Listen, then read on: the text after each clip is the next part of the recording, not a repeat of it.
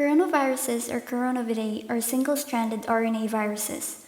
The name corona comes from the crown-like surface projection around its outer surface. These viruses have been the cause of many diseases that have plagued our society, from the common cold to recent outbreaks like the 2003 SARS-CoV outbreak and the 2012 MERS-CoV outbreak, and most recently the current COVID-19 outbreak. So, what makes COVID-19 different?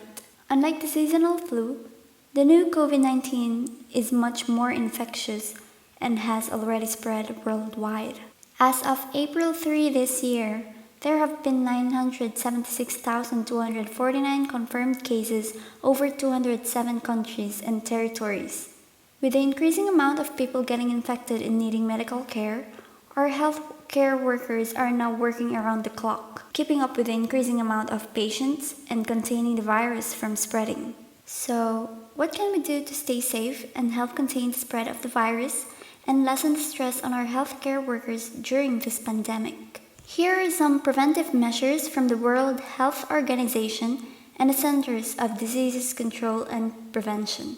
First, maintain at least 1 meter distance between you and people coughing or sneezing. Second, cover your mouth and nose with your elbow or a tissue when you cough or sneeze. And don't forget to throw away the used tissue. Third, avoid touching your face. Viruses can enter and infect your mucous membranes through your eyes, nose, and mouth.